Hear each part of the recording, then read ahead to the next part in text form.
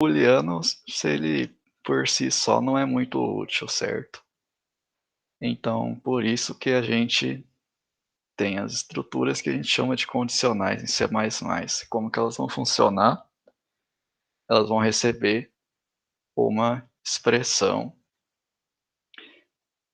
que vai retornar verdadeiro ou falso e vão executar alguma coisa baseado no que retornar daquela expressão. E outro detalhe das condicionais é que elas possuem um escopo, ou seja, tem aqueles bloquinhos com chaves em C++ que tudo que tiver dentro dele é um escopo, ou seja, ele não é o mesmo contexto que o resto do código, vamos dizer assim. O que acontecer dentro daquele escopo vai ficar restrito àquele escopo, certo? Se você declarar uma variável lá, ela não vai estar disponível fora daquele escopo. E em C++ aqui a gente também possui 4 tipos de condicionais. Tem o if, o else if e o operador ternário. Então bora começar aqui com o if. A sintaxe é a seguinte: tem um if, abre parênteses, põe a condição, fecha parênteses, e aqui tem as chaves com o código. Então aqui o if ele funciona da seguinte forma: se a condição que está dentro do parênteses for satisfeita, você vai entrar no escopo dele. Se não for satisfeita, você simplesmente finge que aquele escopo não existe e passa para o que está embaixo do if. Então aqui tem um exemplo bem simples aqui, só para ilustrar. Vamos supor que a gente tem if condição responder. Aqui a condição, se ela retornar true, você vai responder igual nessa imagem aqui. Olá, tudo bom? Tudo e você? Se a condição for falsa, você deixa o cara aí só no visualizado. Aí agora o else if, ele é bem parecido com o if, só que tem uma diferença aqui. O if ele pode ser executado sozinho. O else if ele precisa necessariamente aparecer depois de um if ou depois de outro else if. E daí aqui tem um exemplo, ó. O código de cima em Python, que ao invés de else if, a palavra-chave é elif. Tem gente aí que acha isso meio amaldiçoado, não vou entrar nesse detalhe. E aqui em C++, aqui vocês podem ver que o mais agrada o Drake é o else if mesmo. Um detalhe importante, né, que se o else if tiver uma linha só da instrução que ele vai executar, as chaves são opcionais. Igual aqui não tem chave delimitando o escopo do else if. Aí agora o else, que ele vai ser executado se nenhuma outra condição anterior for satisfeita. Então você vai ter um bloco aqui com o if, e aí vai ter alguns else ifs ou nenhum. E no fim disso tudo que vai poder aparecer o else. Ele vai executar sempre que nenhuma das outras forem executadas. Aí aqui tem mais um exemplo para ilustrar. Tem um int a igual a 15. Aí se o a for maior que 10, faz a função aqui e faça algo. Se o a for menor que 12, e no caso não é, vai fazer algo além. Aqui é o if a menor que 16. Essa é uma condição verdadeira, mas esse if já foi executado, então isso daqui não vai ser executado também. Aí agora tem o operador ternário, que ele tem uma sintaxe um pouco confusa para quem não está acostumado, mas é basicamente essa.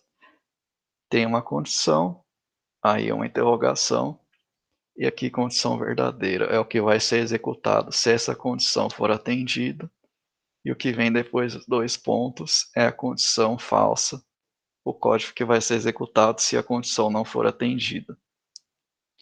Aí aqui um exemplo, mas só para zoar o caso mesmo, né, tem string federal igual fiscar e a string xcs que tem caso.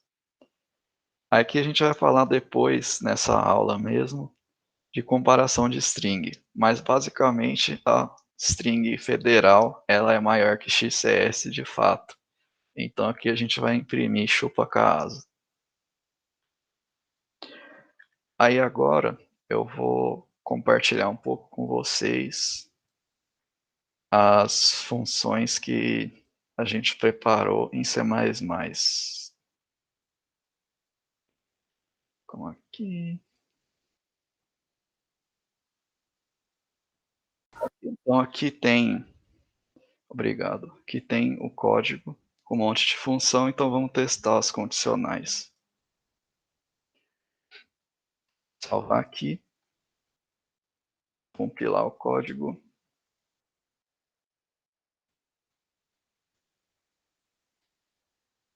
Demorar um pouquinho, né, porque o meu computador é meio lento. Enquanto isso, eu vou falar aqui o que esse código vai fazer.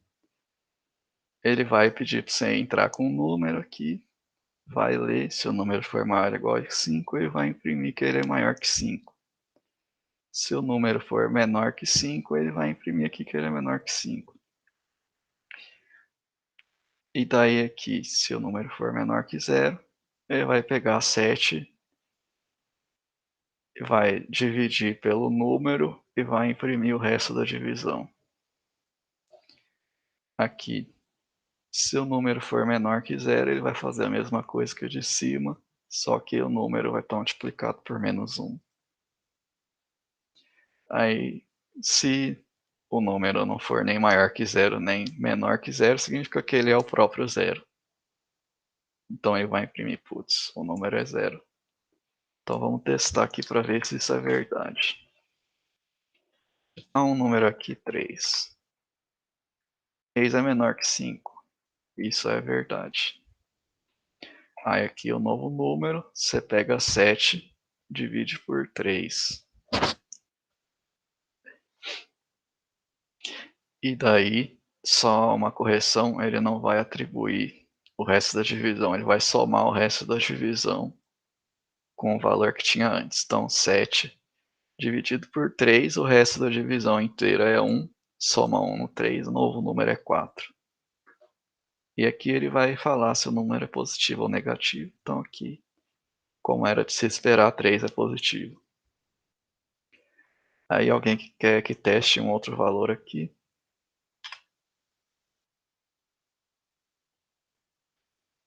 Vou falar um outro valor aí. Testar com 7, então.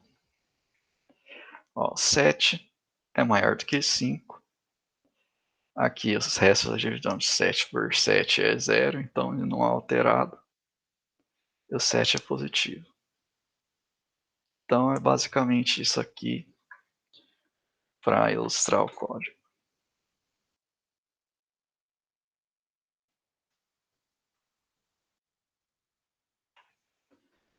Agora aqui, né? Voltando aqui.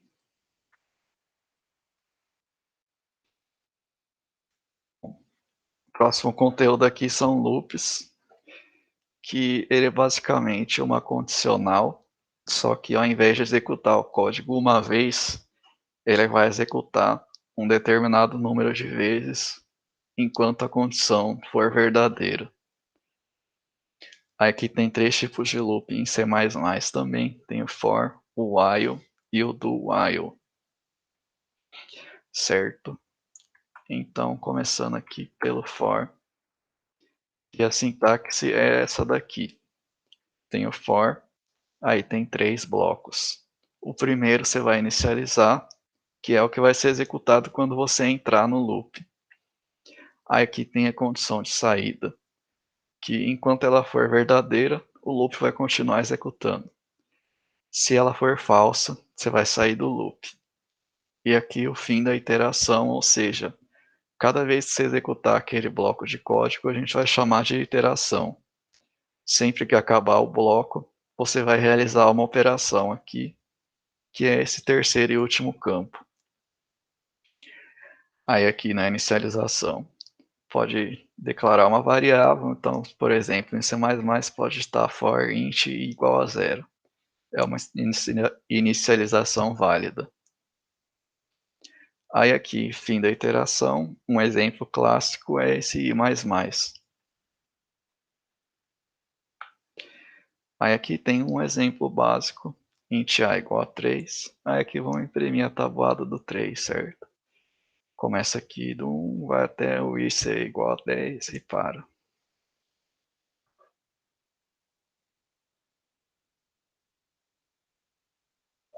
Um outro detalhe aqui é que tem esse i, que é o padrão dentro do for, mas se vocês quiserem pode ser qualquer outro nome. Pode digitar int soma igual a 1, soma menor que 10, soma mais mais.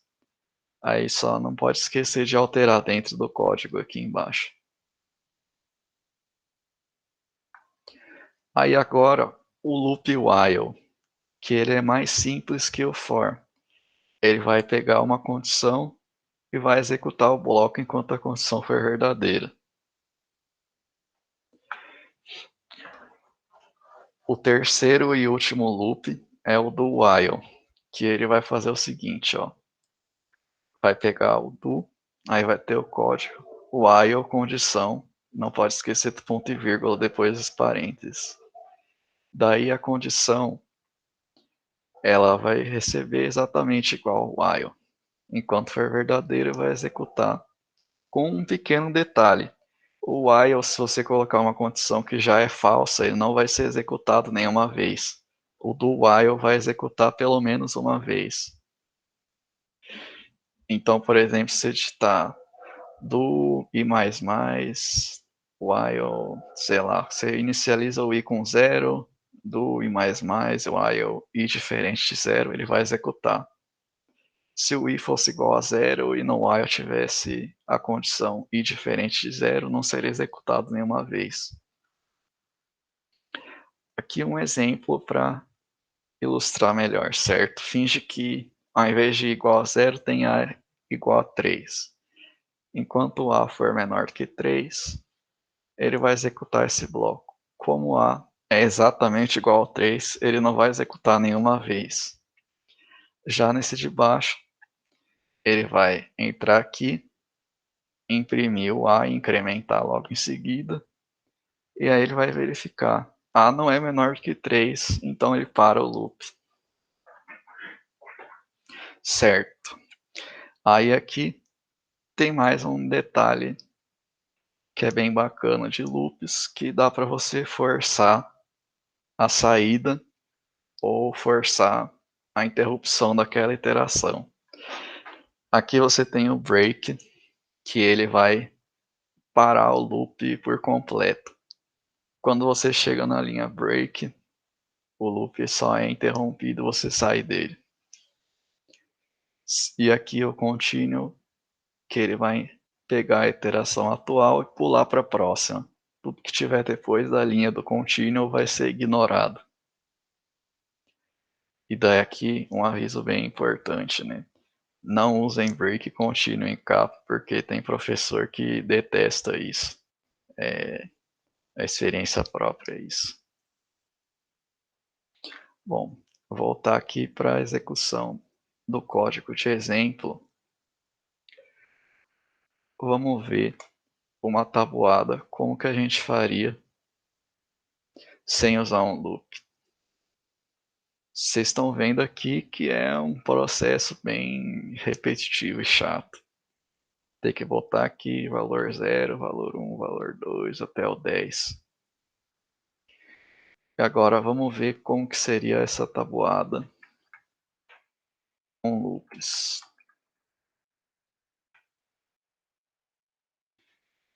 Vou descomentar todos esses. Sim. Aqui tem um negócio, uma observação importante. Esse código do while tem um erro. Vocês conseguem ver onde que é?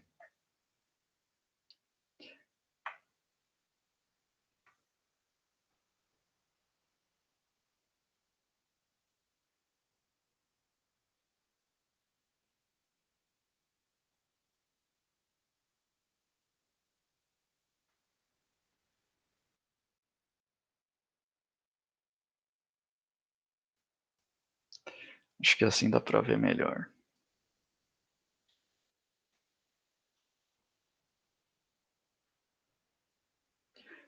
Na verdade, aqui tem 2 erros.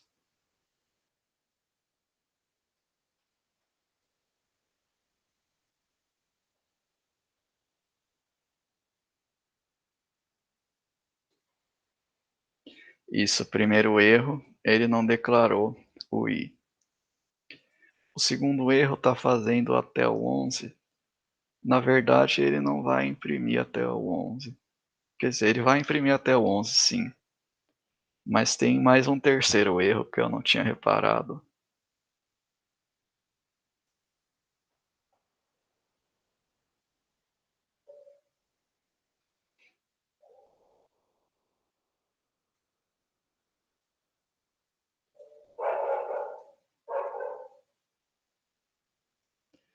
Vou botar para vocês analisarem.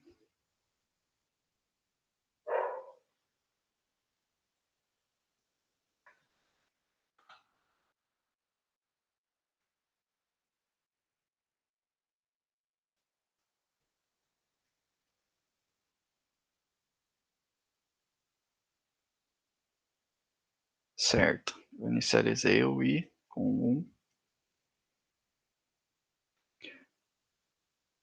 Aí agora, para não alongar muito a aula, tem um pequeno erro aqui, que é bem chato e que costuma acontecer bastante, até comigo, que é o ponto e vírgula depois parênteses. Aí aqui a respeito do 11. O i chegaria a ter o valor 11, mas como ele vai verificar depois? Se o i é menor ou igual a 10, ele não vai imprimir que o i é igual a 11. É basicamente esse detalhe aqui, mas se fosse, por exemplo, mais i, ao invés do i mais, aí ele realmente imprimiria 11.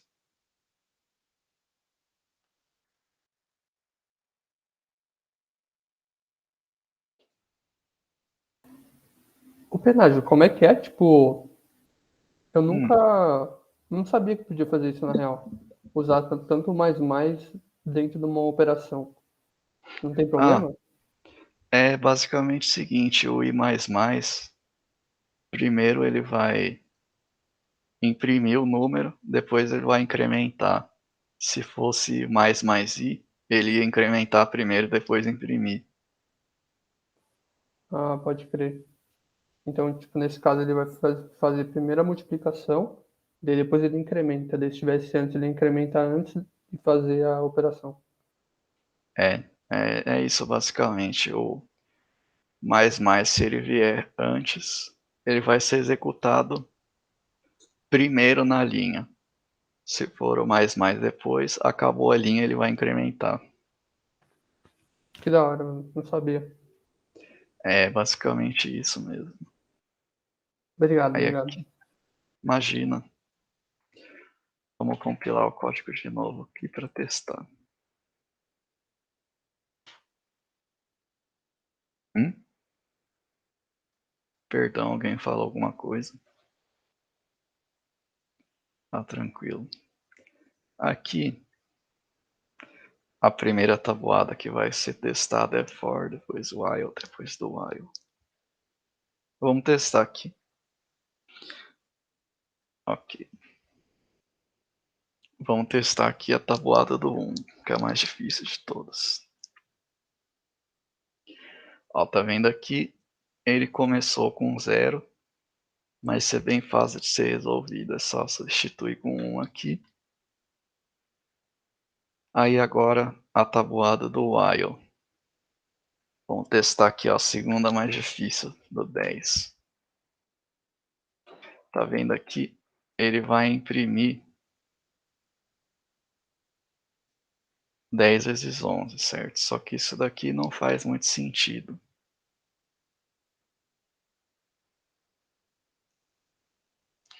É.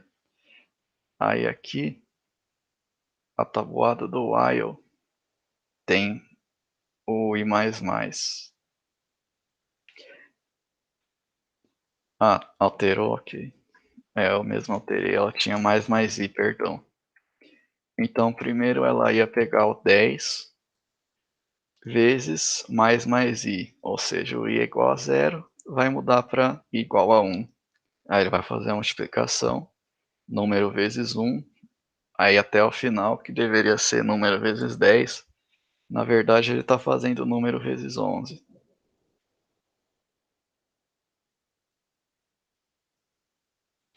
Aí aqui um detalhe importante, né? Tava mais i, ele vai primeiro executar tudo que está aqui à esquerda. Aí quando ele chegar no mais i que vai ser incrementado. Deu para entender tranquilo?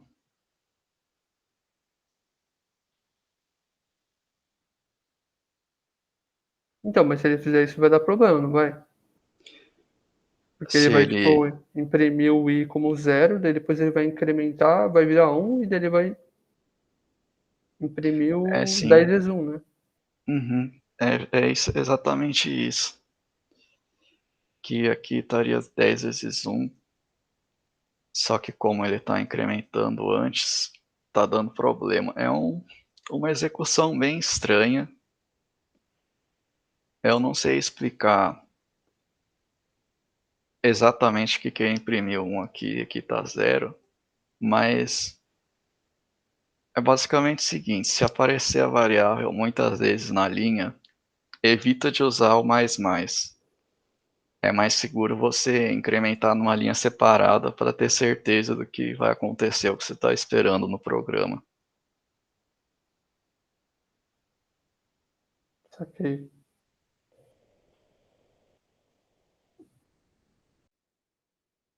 Aí aqui a tabuada do while. Vamos testar aqui a 7, que é bem fácil. Aqui, ó, ele realmente imprimiu 7 vezes 11. Que aqui estava o i mais mais, né? Tava o mais i. E Jesus, você lembra como que estava originalmente? Ok, tava o mais i. Então aqui ele imprimiu até o 11. Não era para ter acontecido isso, era para imprimir 7 vezes 10. Mas aqui na conta ele fez 7 vezes 10 por algum motivo.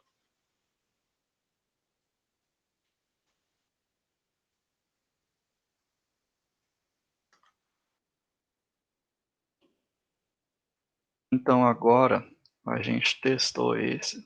Vamos compilar de novo. Ver o efeito com mais. Ter certeza que vai acontecer o que a gente estava esperando.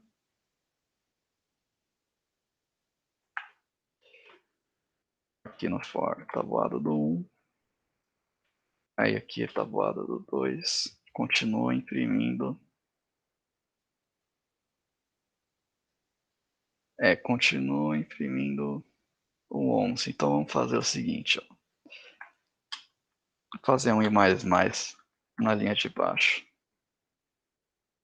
Para garantir.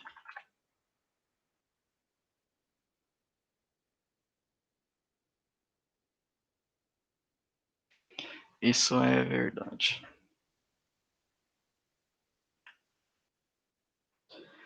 Um Ctrl C aqui para interromper o programa.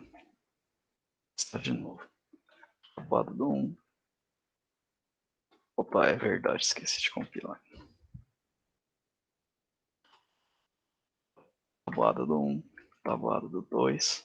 Aí agora realmente parou no 10. Tabuada do 3. Também parou no 10, como era o que a gente esperava.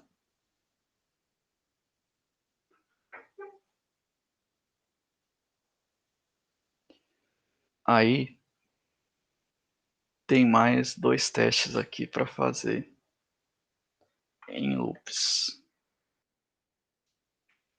Infinito e o contínuo.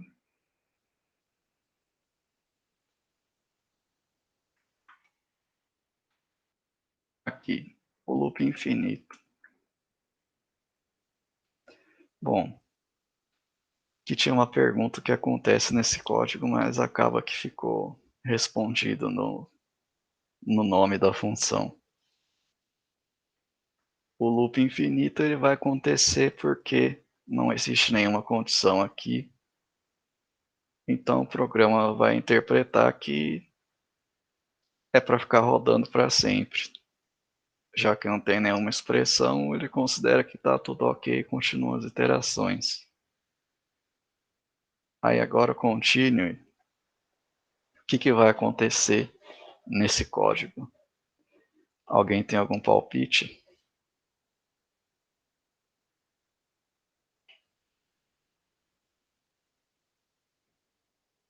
Opa, o Daniel saiu, esqueci de dar tchau. Quer dizer, eu não esqueci, não vi. Até mais.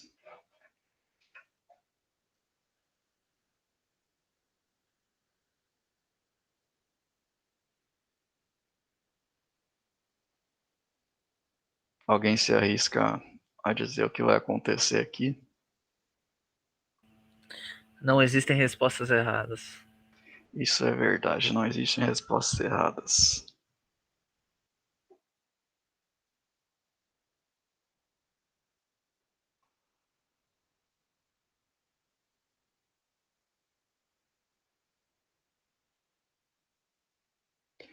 Aqui ele repete até i menor do que 10. Vamos ver aqui o que vai acontecer. Você tem o i inicializando com 0. Aí beleza, ele entra no loop que a condição é verdadeira. Ele vai imprimir. Loop infinito, o Lourenço falou. Vamos continuar analisando aqui. Ele vai imprimir o número i, que no caso é 0. Aqui ele vai para a linha do continue. O continue ele vai dizer o seguinte para esse loop. Ignora o que está aqui embaixo, vamos pular para outra iteração. Então o i vai continuar sendo 0. E daí, conforme o que o Lourenço falou, que está corretíssimo, ele entrou no loop infinito. O i nunca vai ter o valor atualizado, vai ser sempre 0. Basicamente é isso que vai acontecer. Vou testar aqui. Só vou avisando que vai imprimir um monte de linha repetida no console, que é esperado de um loop infinito.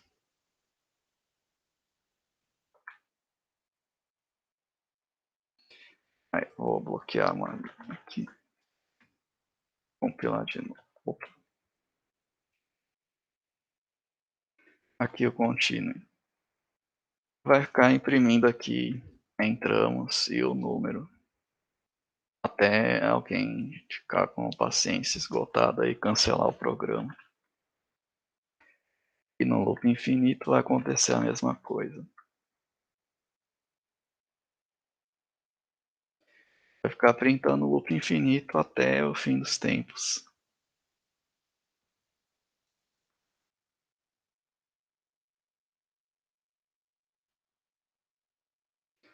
Aí agora vamos para o outro tópico da aula,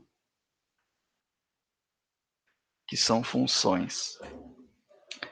E aqui basicamente a função vai ser um bloco de código que você vai escrever e vai identificar que ela é uma função. E o mais legal é que você vai poder reutilizar essa função quantas vezes você quiser no código, que vai funcionar exatamente do jeito que você previu, ou não, se você não usar do jeito correto, mas a gente vai entrar nisso mais para frente. Aqui, para declarar uma função, você vai fazer o seguinte: escrever qual que é o tipo da função que ela vai retornar, qual que é o nome da função, e também vai especificar o tipo do argumento e o nome do argumento dentro da sua função. E lembrando, como a função ela tem um escopo, todos os nomes de argumento que você definir aqui não vão valer para fora da função. Aqui tem um exemplo de uma função bem simples de soma. Ela vai pegar A e um inteiro B e vai retornar a soma deles.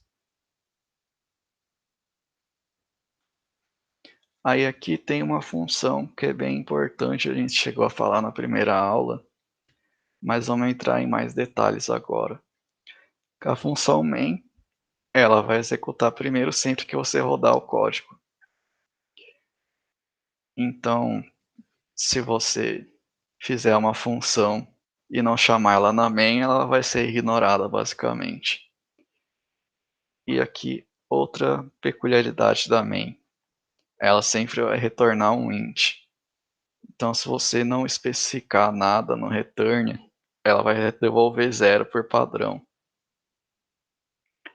E daí aqui, outra curiosidade é que você tem os argumentos argc, que é um inteiro, e um array de caracteres argv, e o que eles são basicamente? Eles vão definir aqui o argc, qual que é o número de argumentos que você passou no código, e esse argv, quais são esses argumentos exatamente. Aqui no slide anterior, vocês podem perceber que eu não escrevi argc e argv, então eles são opcionais.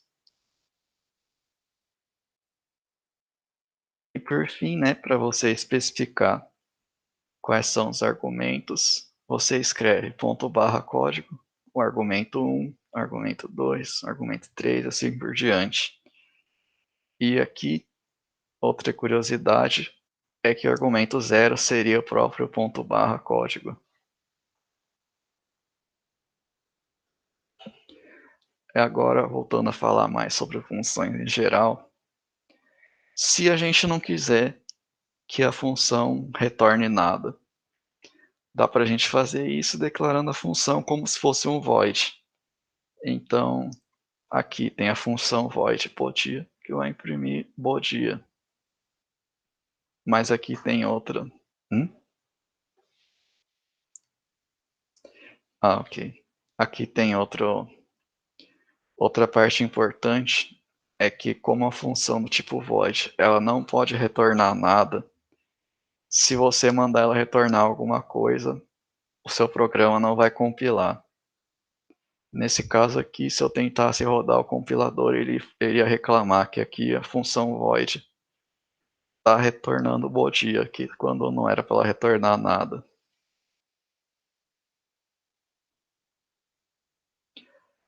Aí aqui, o valor do retorno. Eu falei que as funções podem retornar alguma coisa, mas não falei como que eu posso usar isso daí dentro do contexto do código. Então aqui, sempre que eu chamo uma função e ela retorna alguma coisa, eu posso usar ela como um valor de uma variável. Então, por exemplo, aqui eu tenho a igual a 3, b igual a 5, eu quero somar a mais b.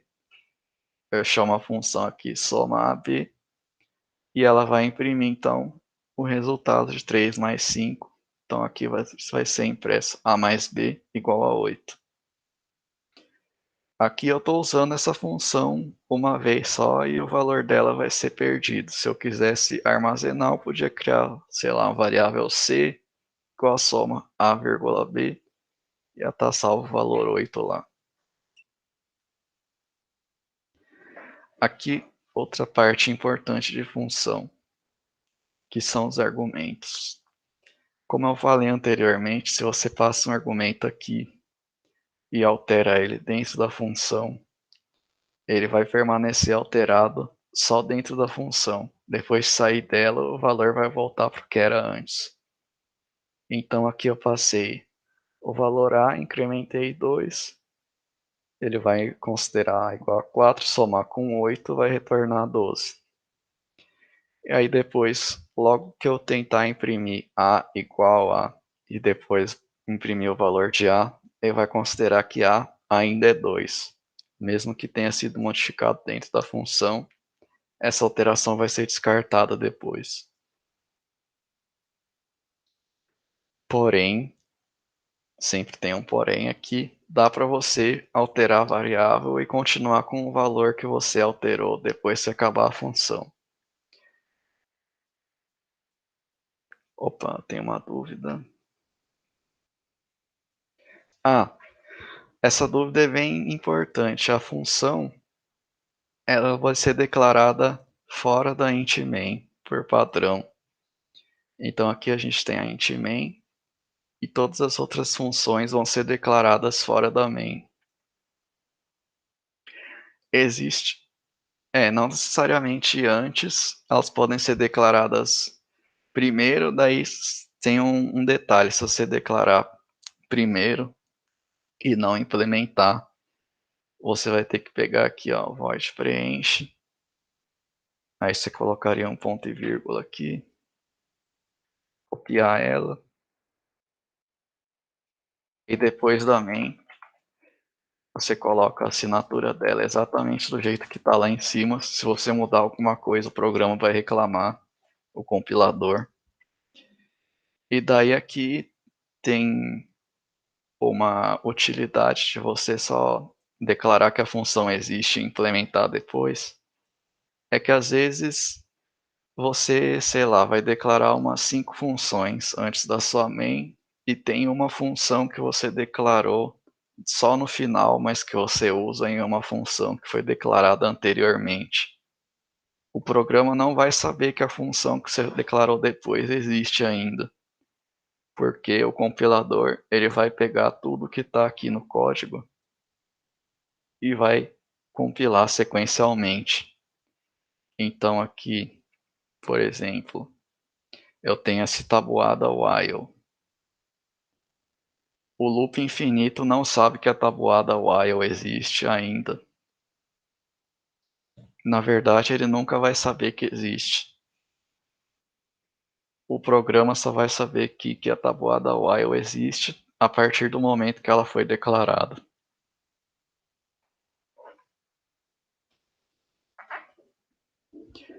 Ficou claro? Deu para entender certinho?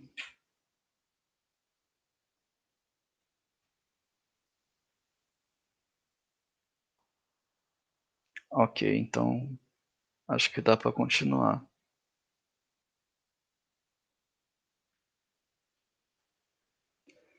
Aqui voltando, tem esse detalhe, né? Que por padrão você passa um argumento, ele é modificado dentro da função e a alteração que eu fiz vai ser descartada depois que a função acabar. Mas existe essa especificação aqui, que é o e-comercial, que se eu coloco antes do nome da variável, o C++ vai entender o seguinte, ó, tudo que você modificar dentro da função, eu quero que você guarde e coloque depois que a função acabar também. Então aqui tem um int a igual a 2, eu executo a função sei lá, ele vai incrementar 10, e aqui depois, ao invés de imprimir 2, ele vai imprimir 12. Porque eu passei a variável aqui por referência, que a gente chama assim, ó, quando eu quero que a variável ela entre na função, seja modificada e as modificações continuem, eu digo que ela foi passada por referência. Aí aqui,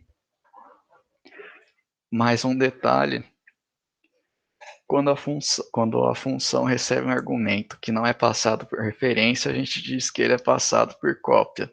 Ou seja, o programa ele vai pegar o valor que você passou aqui, vai criar uma variável nova e vai copiar tudo que tinha na variável que você passou para essa que está dentro da função. Por exemplo, aqui se eu rodar o código, A tinha um valor inicial de 2, eu somei 10, então aqui vai imprimir 12, porque ela foi passada por referência. Mas o B foi passado por cópia, então aqui ele é 15. Ignora o que aconteceu dentro da função, vai imprimir 15 de novo.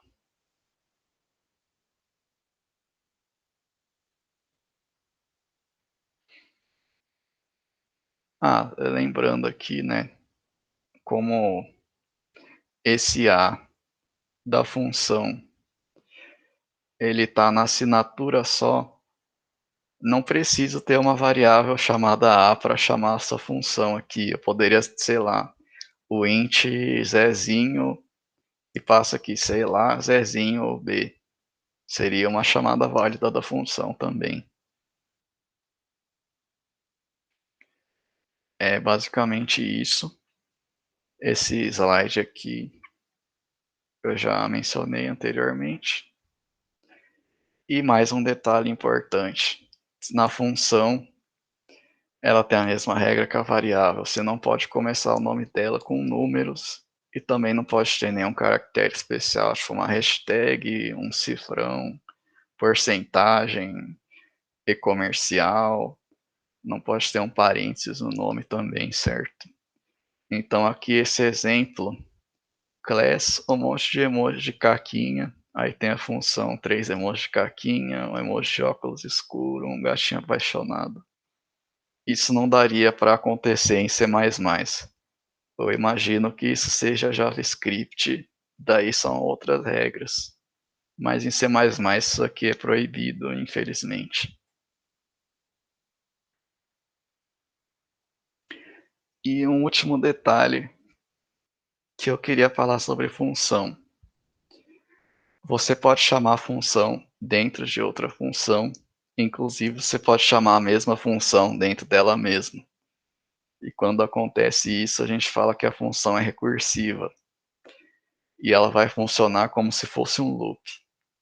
Enquanto ela não atingir um return aqui, ela vai continuar repetindo o código dela com o valor que eu passar aqui. Então, fatorial. Eu passei aqui fatorial int e comercial A. Tem um pequeno erro aqui que eu vou explicar depois. Se o A for menor ou igual a zero, ele vai retornar 1. E vamos considerar que o sujeito que está utilizando esse programa não vai passar fatorial de -3, por exemplo. Vai passar no mínimo até fatorial de 0. Aqui ele vai dar um return A vezes fatorial de A menos 1. Como esse A ele foi passado por referência, perdão. Se eu tivesse feito alguma alteração aqui dentro do código, ele ia pegar o valor de A e alterar dentro do meu programa inteiro. Então vamos supor que eu comece com 10 e eu tivesse uma linha que diz A menos menos dentro dessa função. Ele ia chamar, o A ia valer 9. Aí ele aqui dá return fatorial A menos 1. Na próxima execução, ia ser A igual a 9 menos 1, então A ia valer 8. Ia continuar assim até que o A chegasse no valor 0. E aqui tem um exemplo de uma função recursiva que ela não para nunca. Essa aqui é uma implementação do Fibonacci que tem esse erro de entrar no loop infinito. O que está acontecendo? Como eu não falei que ele tem que parar em algum momento, ele vai continuar executando até o programa crashar. Se eu quisesse parar, por exemplo, em alguma hora, eu teria que definir se o A for igual a 1 ou se o A for igual a 0, eu retorno o próprio valor de A. Isso seria uma saída.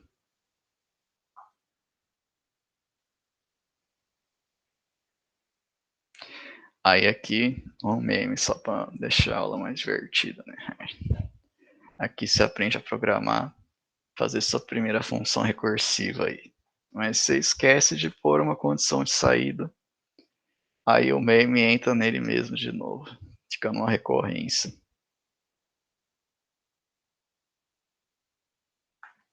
Opa, aqui um spoiler.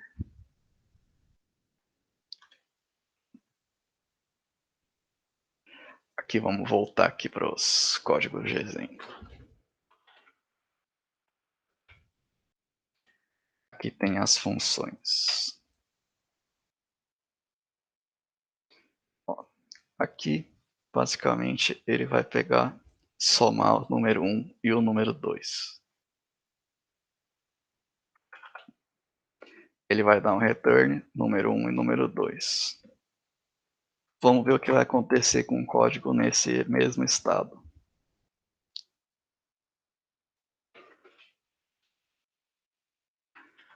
O programa vai ficar esperando digitar aqui, então 1 e 2 vai ser 1 e 2, porque eu não sou criativo. Aí o programa não imprimiu nada e só parou, porque eu não pedi para ele imprimir. Eu posso criar aqui uma int valor e guardar o resultado dessa função soma. Aí se eu der um cout aqui,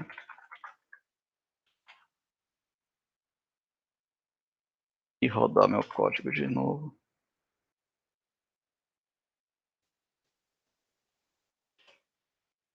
agora ele vai imprimir 3, que é o resultado da soma de 1 mais 2, de fato.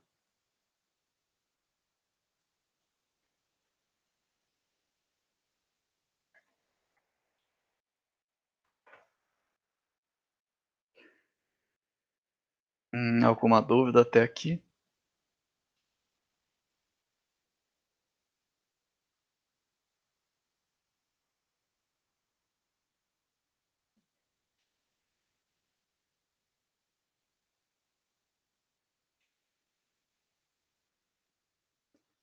Ou ninguém falou nada, então eu imagino que ninguém tá com... Ah, o Eduardo falou que tá de boa. Tá bom, então tá bom. Continuar aqui com a aula, então.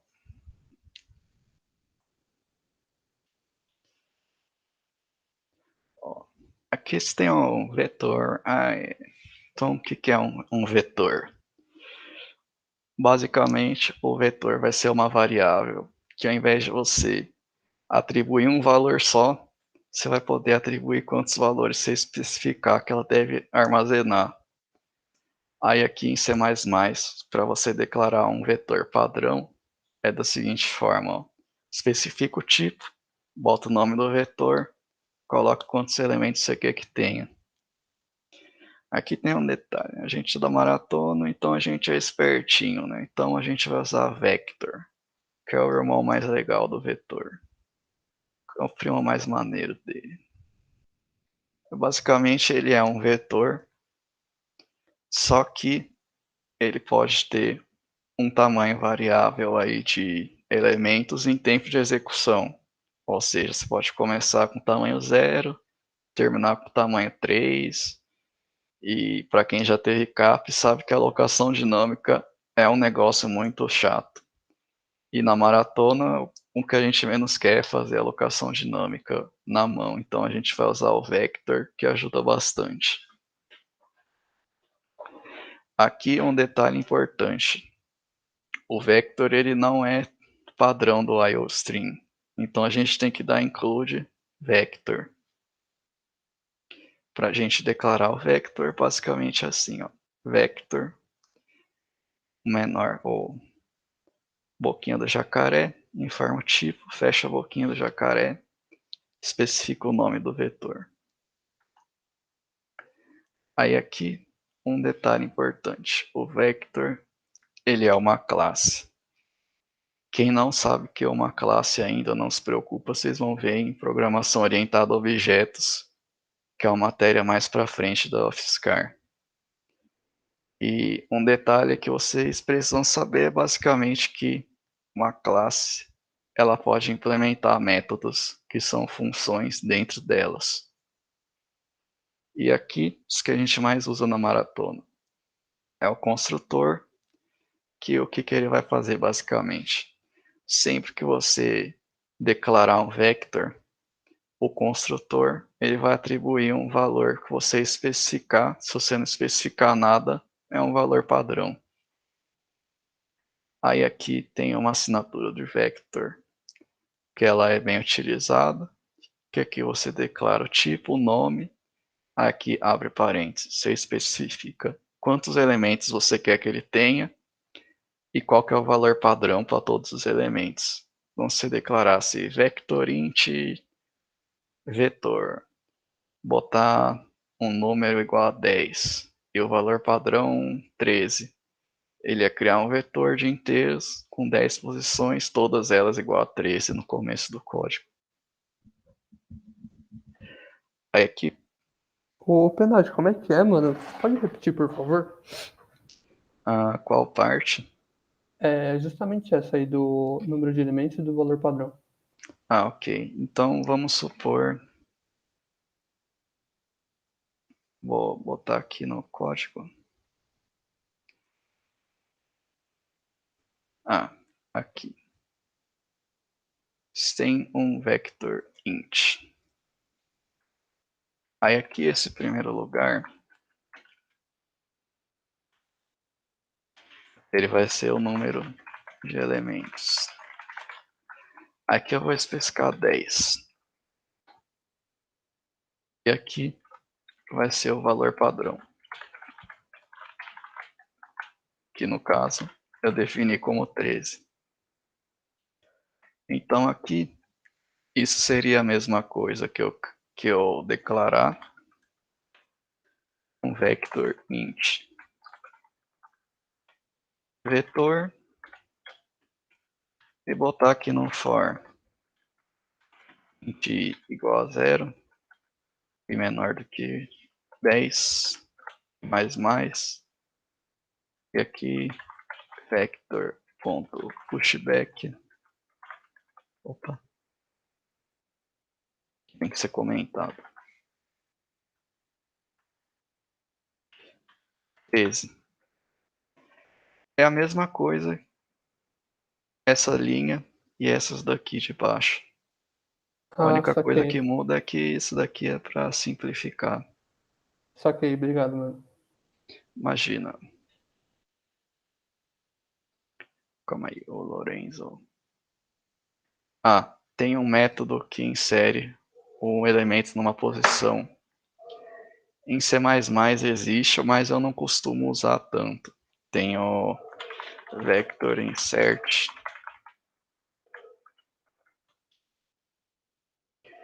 que aqui na documentação que a gente disponibilizou no material do Drive também,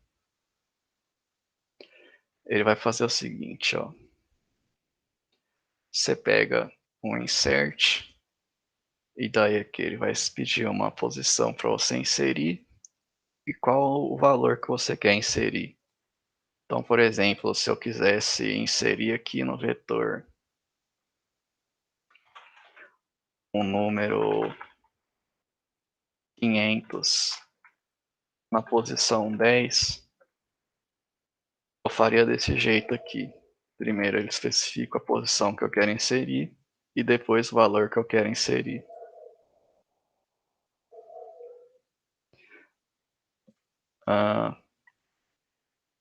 Deixa eu ver. Vou voltar aqui na aula que faltou eu falar de um método importante, que é esse pushback aqui, que ele vai inserir o valor que eu especifiquei dentro dos parênteses no fim do vetor. Então, se eu tiver 9 elementos e der pushback, ele vai para a posição final, que no caso seria a posição 9. Lembrando que os vetores começam em 0 e vão incrementando de 1 em 1 a partir disso. Aí aqui, agradeceram aí, imagina. Aqui o size ou length, que são duas funções que retornam a mesma coisa, elas vão informar para você qual que é o tamanho do vetor que você está se referindo. E aqui o back, se você der vetor.back, ele vai botar o valor lá do último elemento. Mais métodos aqui, tem o begin, que ele vai retornar um ponteiro para a primeira posição do vetor. Para quem não sabe ainda, ponteiro é um conceito que pode ser meio difícil de entender, mas ele basicamente vai pegar e apontar para o endereço da memória da onde aquela variável está armazenada. Então, se eu criar um ponteiro para a variável A, ele não vai pegar o valor de A. Ele vai falar, a variável A está armazenada no endereço tal aqui na memória. É isso que ele vai fazer. Quem não entendeu direito, não se preocupa, que em CAP vocês vão ver isso com mais calma, não é tão importante assim para maratona. Aí aqui o end, ele tem uma funcionalidade parecida com o begin, só que ao invés de retornar para o começo, ele vai pegar o fim do vetor, que é pela implementação que a gente tem do vector, ele pega o último elemento, soma uma posição, e aquele lá vai ser o final do vetor. O end, se você souber usar ponteiro e tentar desreferenciar ele, ele vai retornar lixo. Aí aqui o erase, que você vai informar aqui um índice, vai falar o tamanho do intervalo. E o erase ele vai fazer o seguinte, ó. Pega o índice e daí do índice até o índice mais tamanho do intervalo menos 1, todos os elementos vão ser apagados e o vetor vai ser reduzido. Então, por exemplo, se eu der erase índice igual a 0, tamanho igual a 5, ele vai apagar todos os elementos do 0 até o 4.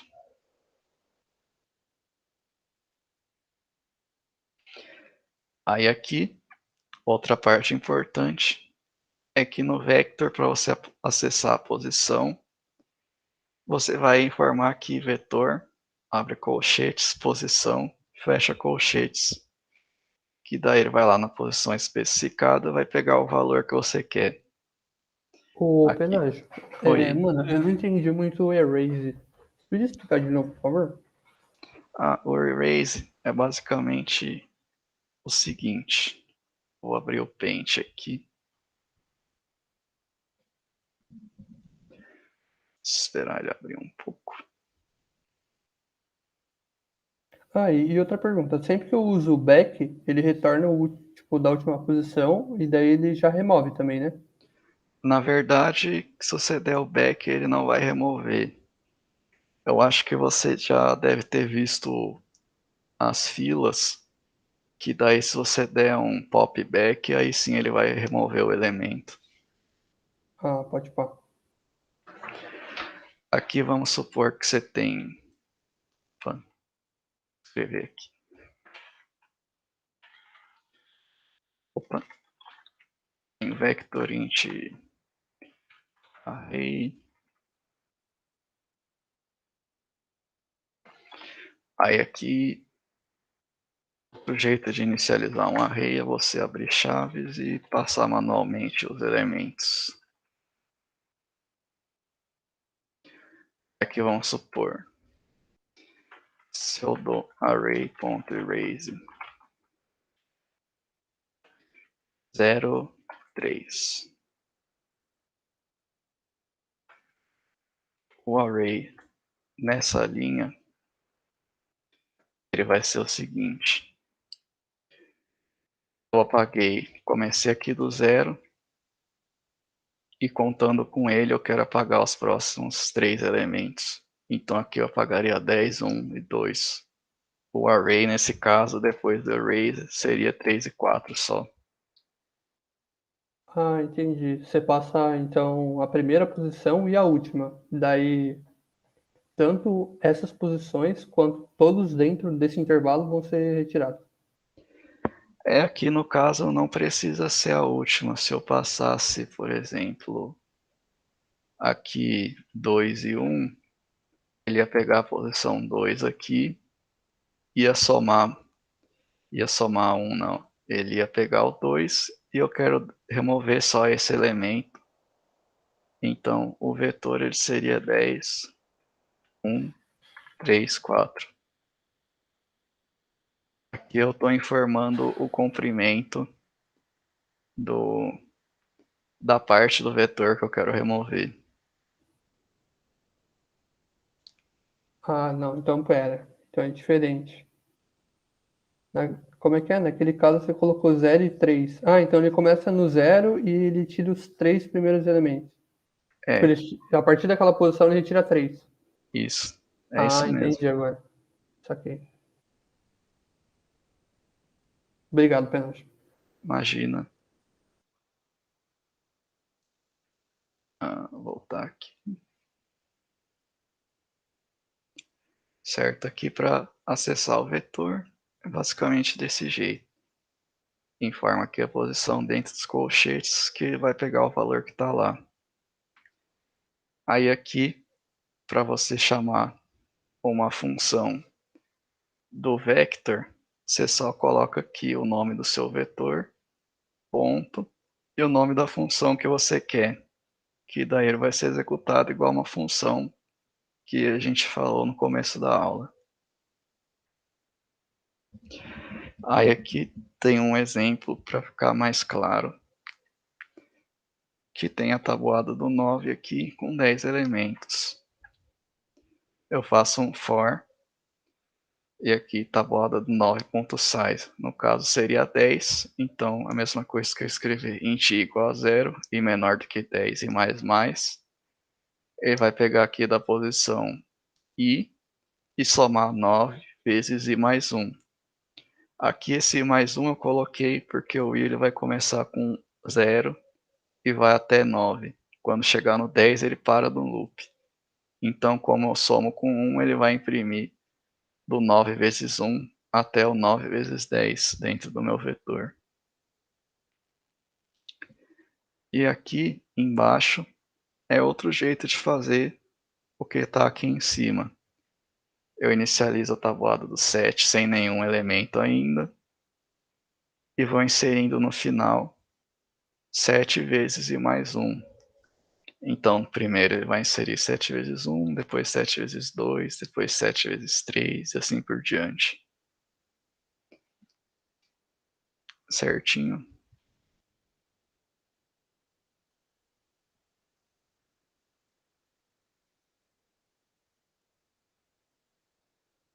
Ô, Penas, eu tenho uma pergunta, mano. Tipo, na, na resolução dos contests, tipo, é que eu tava vendo um vídeo essa semana, porque eu tô fazendo a Edge, né?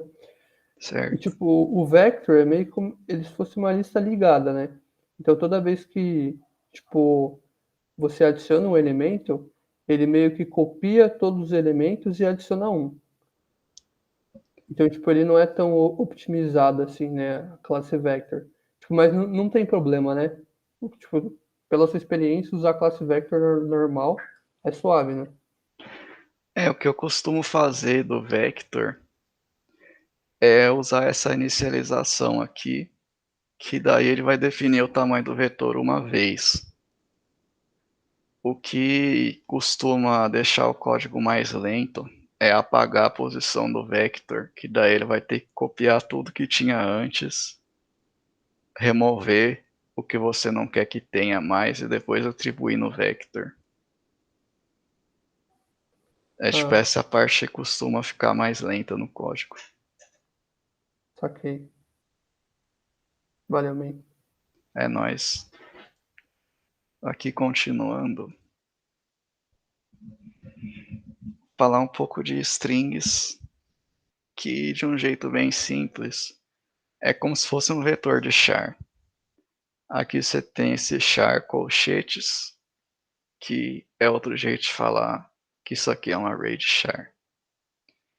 Do mesmo jeito que o vector, você precisa dar include na biblioteca, que no caso da string vai ser a própria string, o nome da biblioteca. Aí aqui, função da string tem uma diferença do vector, que no caso você pode somar strings, somar entre aspas. Aqui você tem a string A e a string B. Aqui seria ABC e DEF. Se você somar A mais B, você vai ter a string ABCDF. Normalmente na computação o pessoal costuma chamar essa soma de string de concatenação. Você fala que vai concatenar B na string A, é a mesma coisa que dizer que você vai pegar a string A e colar o que tem B no final. Aí aqui a comparação, você pegar A e B, colocar A igual a B, vai retornar true se as duas strings tiverem o mesmo conteúdo.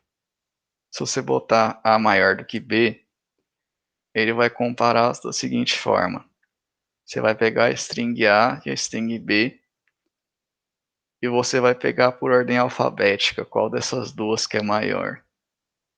É assim que ele vai fazer a comparação, que a gente também chama de ordem lexicográfica, mas eu não costumo usar isso daqui porque é um nome muito grande. Aí aqui size ou length, do mesmo jeito que tem no vector, tem aqui no vetor, tem aqui na string, perdão. E tem outra função aqui interessante que é a substring. Que a substring basicamente seria você pegar uma fatia da string e você reservar para algum uso futuro que você quiser, por exemplo. Então aqui a substring ele vai ser parecido com o erase do vector. Você vai especificar qual que é a posição que você quer que comece aquela fatia e vai especificar qual que é o tamanho da fatia que você quer pegar. Então aqui voltando no Paint, a melhor ferramenta didática, você tem a string A igual a as graças. Aqui A.substring 2, 4. O que eu estaria fazendo? Eu tenho essa string aqui.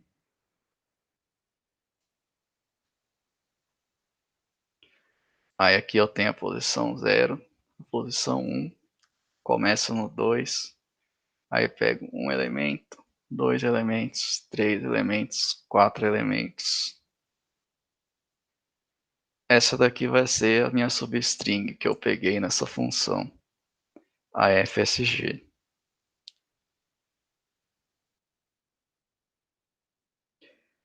Aí agora vamos dizer que eu não quero que seja 2 e 4 aqui.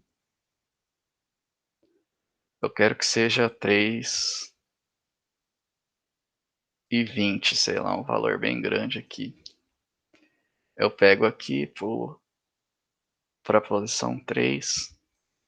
Aí que essa string ela não tem 20 elementos, mas por padrão, se você especificar um valor maior do que tem no resto da string, ele vai pegar até o final. Então minha substring seria isso daqui.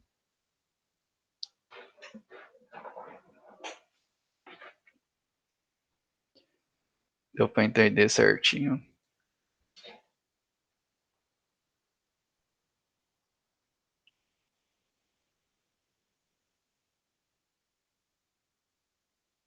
Ok, então vou continuar.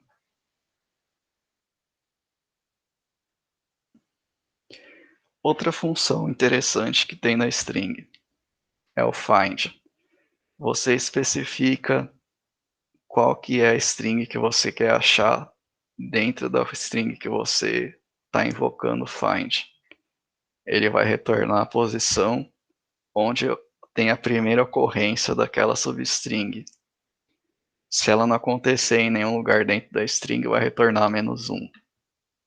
Então aqui, de volta para o Paint mais uma vez. Aqui tem a string teste. Isso é igual a eu sou um teste. Aqui eu passo o teste.find.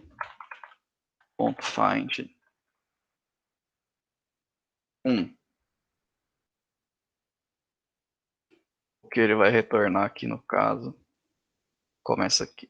0, 1, 2, 3, 4, 5, 6, 7. Isso daqui vai retornar 7 então.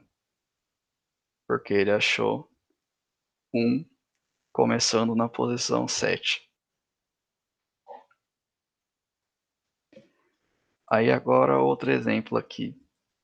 Eu tenho uma string Papai Noel. Igual a ou. Se eu passo Papai Noel.find ou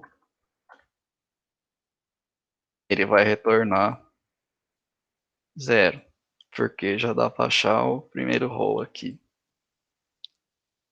É basicamente isso que esse método vai fazer.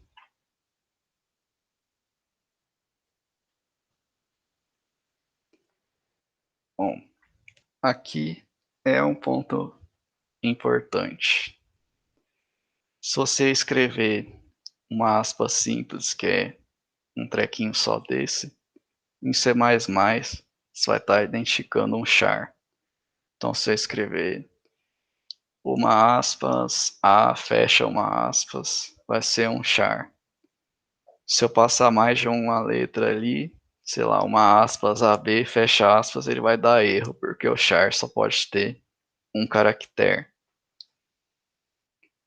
Se eu quiser AB, só que sendo uma string, eu passo aspas duplas. Então aqui esse símbolo, AB, fecha com esse símbolo de novo. Aqui um exemplo, né, do que eu tinha falado.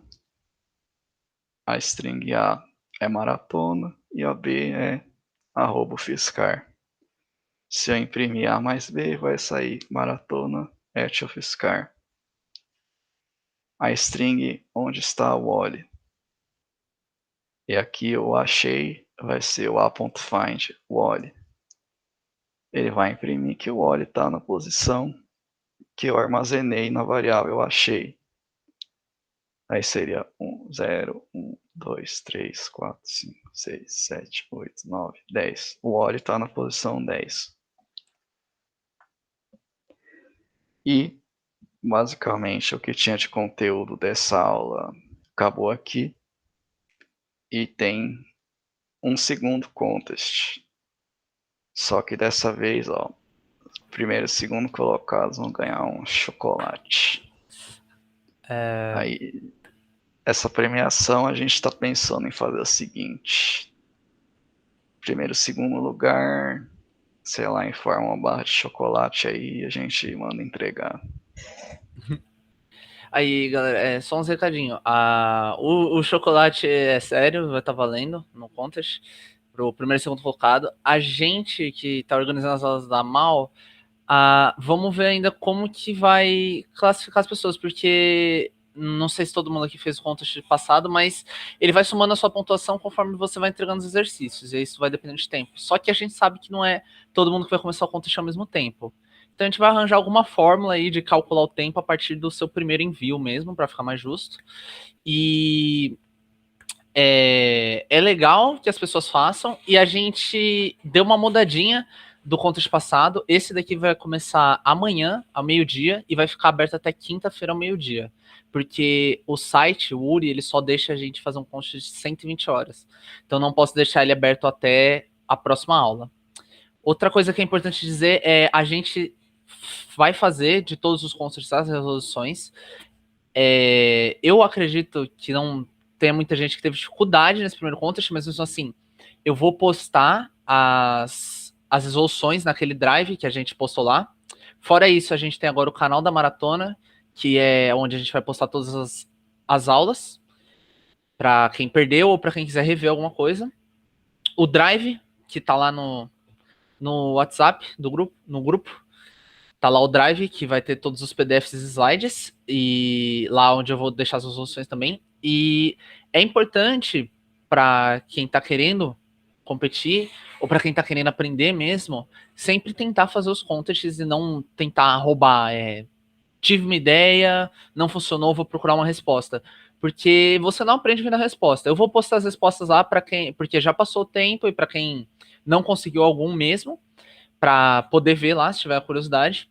Mas é sempre importante você tentar fazer, e se você não conseguir fazer, eu vou lembrar aqui, eu, Penágio e as outras pessoas que estão organizando. A gente tem agora também o Matheus Ramos e o Truco, que acho que a maioria deve conhecer, o Guilherme da Silva. A gente está organizando, a gente vai estar lá, sempre que vocês tiverem alguma dúvida de qualquer coisa ou de exercício, posta lá no grupo que a gente vai tentar ajudar. Não sempre na hora, porque na semana querendo ou não, é meio corrido, porque a gente tá com umas matérias bem, bem chatinhas, mas a gente vai estar sempre tentando ajudar. Então não fiquem acuados para pedir ajuda, não fiquem acuados para pedir dúvida durante as aulas também. Pode se sentir tranquilo, porque aqui não é professor, aqui é todo mundo aluno. É verdade. Bom, então por isso era só isso que a gente tinha para apresentar. Eu vou ficar aqui para caso alguém tenha mais alguma dúvida. E basicamente é isso.